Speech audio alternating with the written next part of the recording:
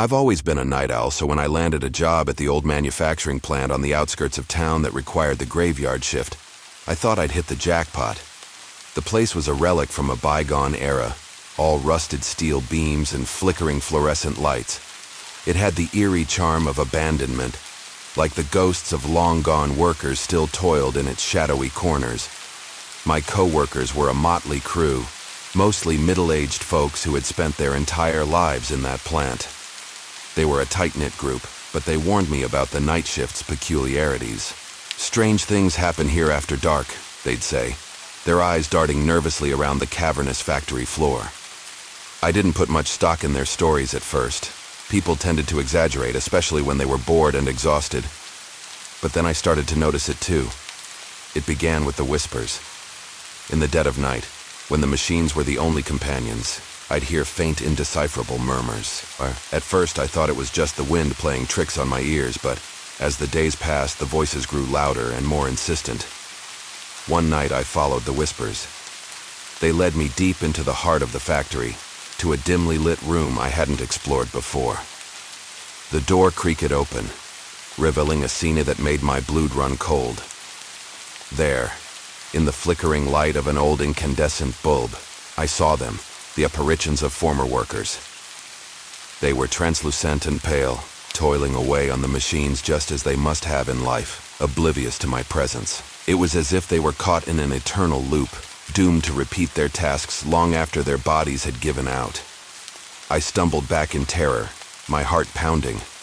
I tried to convince myself that it was just my imagination playing tricks on me, but I couldn't ignore the overwhelming sense of dread that clung to that room like a shroud. I avoided that part of the factory after that night, but the strange occurrences didn't stop. Lights would flicker and die, only to come back to life when I turned away. Tools would vanish and reappear in unlikely places, and always, the whispers lingered in the background, an unsettling reminder of the factory's haunted past. As the weeks turned into months, I grew increasingly uneasy. My once welcoming co-workers now avoided me, their eyes filled with a mix of pity and fear. They knew something I didn't, something they were unwilling to share. One fateful night, as I was making my rounds, I heard a voice, clear and distinct, right in my ear. It whispered my name, and I froze.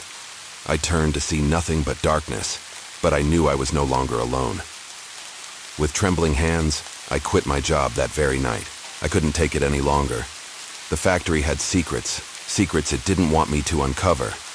I left, but the memory of that place and the ghostly workers still haunts my dreams. And I can't shake the feeling that even now, they're still working in the darkness, trapped in a never-ending nightmare of their own making.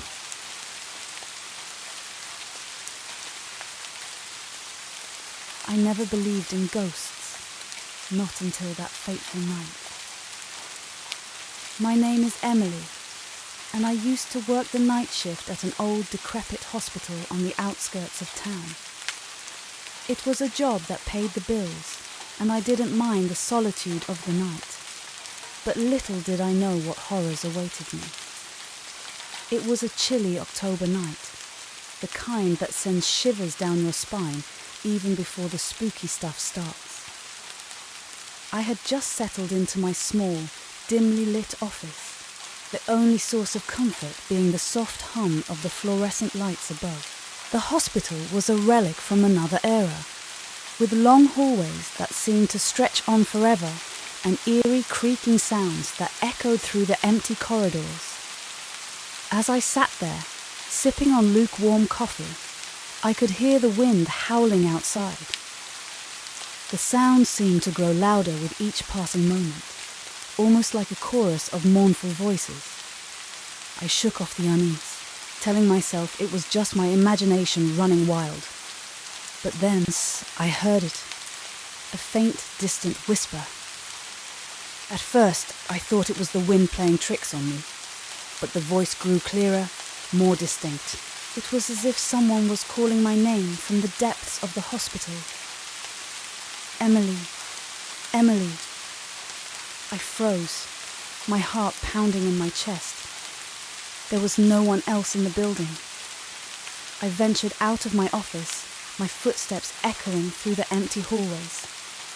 The hospital seemed different in the dark, shadows lurking in every corner. "Who's there?" I called out, my voice trembling. No response, just that eerie whispering. It led me deeper into the labyrinthine corridors, and I couldn't resist following it, like a moth drawn to a flame. As I turned a corner, I saw her, a pale, ethereal figure standing at the end of the hallway. She was dressed in a tattered white gown, her long hair covering her face. The whispering was coming from her lips, and she seemed to be beckoning me. My instinct screamed at me to run, to flee from this terrifying spectre, but something compelled me forward. Step by step, I approached her, the chill in the air growing more intense with every move. "Who are you?" I asked, my voice barely above a whisper. The ghostly woman raised her head, revealing her pallid face. Her eyes were empty sockets, and she opened her mouth to speak. But instead of words, a chilling wind rushed out, extinguishing the lights lining the hallway.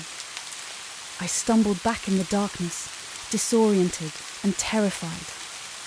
I fumbled for my phone, using its feeble glow to guide me.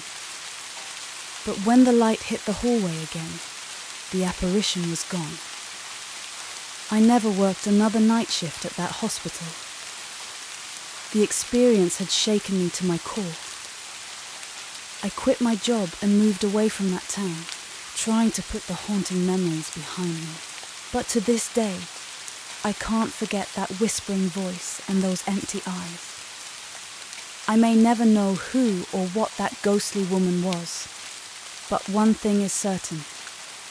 There are things in this world that defy explanation, and some mysteries are better left unsolved.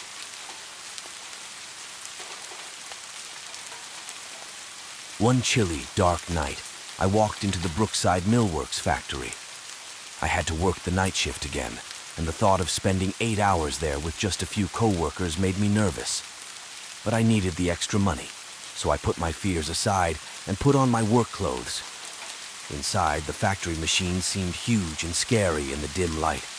They made eerie noises that sent shivers down my spine. My co-workers, Mark and Sarah, greeted me with tired smiles. They were friendly, but everything felt strange on the night shift. We'd all been working together at night for a few months, but the factory felt different in the dark. The machines seemed like they had secrets, and they only revealed them at night. Mark tried to make us laugh with stories about ghosts in factories, but it only made me more scared. The hours went by slowly, and the factory felt colder and lonelier with each passing minute. The noisy machines started to sound like they were whispering to each other. Sarah and I looked at each other, feeling more and more uneasy.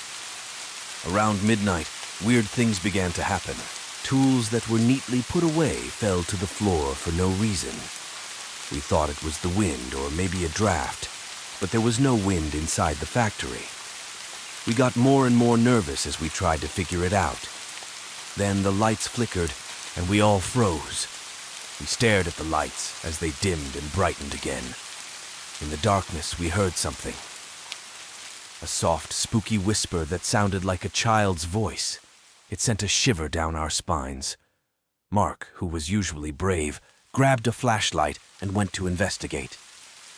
Sarah and I held on to each other, scared out of our minds. But when Mark came back, his face was pale, and we could tell he'd seen or heard something strange.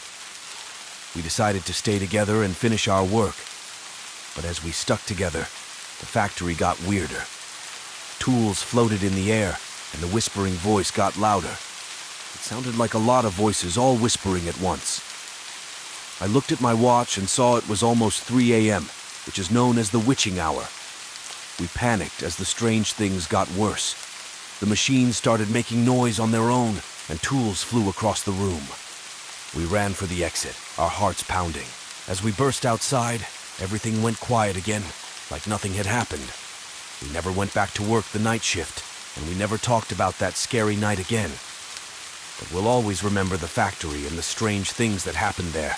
A reminder that some things are better left alone, even if they pay well.